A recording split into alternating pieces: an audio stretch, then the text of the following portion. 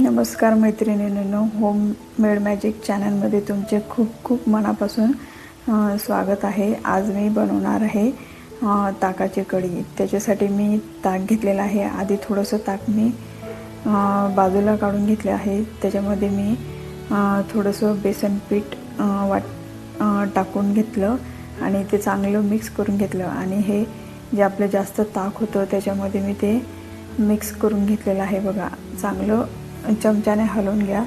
त्याच्यामध्ये मी आता थोडीशी चवीपुरता साखर घातली।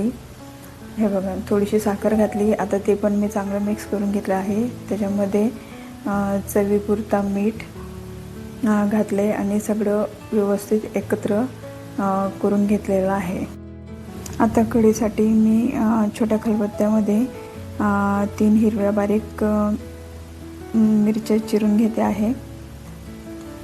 त्याच्यामध्ये थोडंसं अद्रक बारीक चिरून घेतलेलं आहे आणि त्याच्यामध्ये थोडासा लसूण टाकते आणि खलबत्त्यामध्ये आपण ते चांगलं कुटून घेऊया। हे बघा, आपण कढईमध्ये तेल गरम करून घेतलं आणि त्याच्यामध्ये मी आधी थोडासा हिंग टाकलं। त्याच्यामध्ये मोहरी टाकली। मोहरी चांगली तडतडली की त्याच्यानंतर त्याच्यामध्ये थोडंसं जिरं घातलं आहे। हे बघा, जिरं घातलं।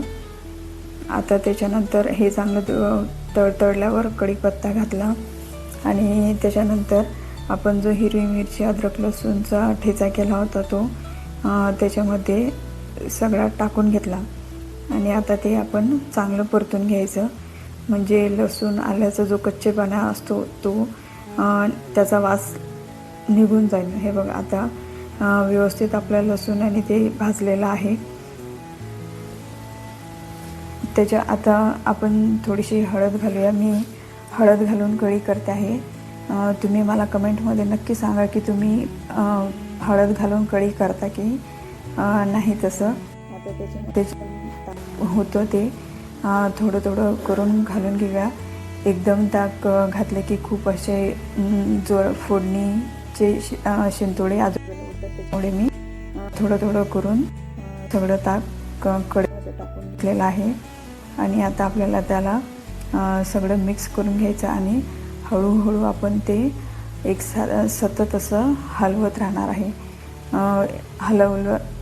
हलवत राहिल्यामुळे कढी फाटण्याची शक्यता कमी असते। आता बघा, आपली कढी चांगली उकळलेली आहे। हे बघा, त्याच्यातलं सगळं व्यवस्थित कढीपत्ता वगैरे सगळं आता दिसतंय। आता कढी छान आपली तयार झालेली आहे। त्याच्यामध्ये मी थोडीशी बारीक चिरून कोथिंबीर टाकलेली आहे आणि बघ, आपली कढी पूर्ण तयार झालेली आहे। बघा किती सुंदर दिसते आहे। तुम्ही पण कधी हळद घालून कढी केली का? मला नक्की सांगा।